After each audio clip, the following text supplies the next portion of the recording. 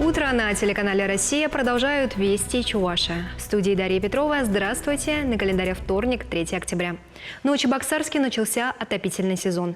Соответствующее постановление подписал сити-менеджер города «Спутника» Дмитрий Пулатов. В первую очередь тепло начали подавать детские сады. С 9 октября подключат школы, медицинские и социальные учреждения. Жилые дома позднее, когда среднесуточная температура в течение 5 дней будет держаться на уровне плюс 8 градусов. Напомню, в прошлом году отопительный сезон в Новочебоксарске начался 19 сентября. Сегодня более 83 тысяч юных чебоксарцев посещают кружки и секции по разным направлениям. О развитии дополнительного образования говорили на еженедельной городской планерке. За 2 года в городе было создано более 200 новых кружков в учреждениях образования. На эти цели выделено свыше 2 миллионов рублей. И сегодня дополнительные занятия проводятся на базе 60 школ, 2 учреждений досуга и 113 детских садов.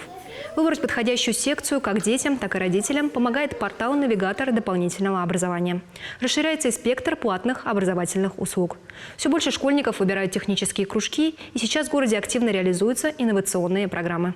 Так, в 2024 году в рамках федерального проекта «Современная школа» национального проекта образования на базе столичных лицеев номер 4 и 44 будут созданы школьные технопарки «Кванториум». Общая сумма субсидий с федерального бюджета составит около 42 миллионов рублей. Технопарки «Кванториум» в чебоксарских лицеях станут первыми в Чувашии, которые создадут на базе школ.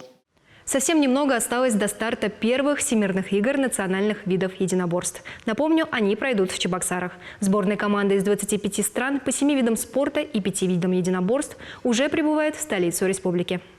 Всемирные игры пройдут в Ледовом дворце Чебоксар-Арена. Их организаторами выступает Министерство спорта страны, Кабинет министров Чувашии и Российский союз боевых искусств.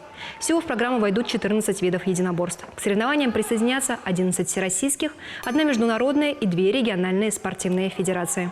Участие уже подтвердили спортивные команды из 25 стран и 25 субъектов России. В состязаниях примут участие около 2000 спортсменов, тренеров и судей. Одна из самых многочисленных – сборная команда Чувашия. Что касается участия в всероссийских играх спортсменов Чувашии, мы рассчитываем, что представитель нашей республики в составе сборной команды России будет одним из самых многочисленных.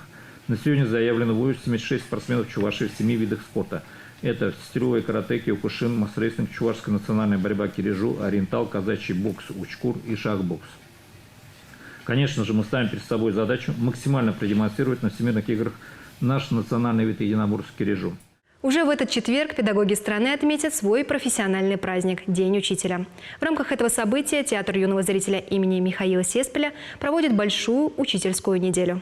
Педагоги республики смогут бесплатно посетить Театр юного зрителя. К просмотру им предлагаются спектакли по произведениям школьной программы Евгений Онегин Александра Пушкина, «Гроза» Александра Островского, постановка по мотивам чувашских народных сказок в инсценировке Елены Нарби. Также учителей ждет перформанс по стихам чувашского поэта Михаила Сеспеля. Таковы вести к этому часу. Желаю вам хорошего дня. Оставайтесь на телеканале «Россия».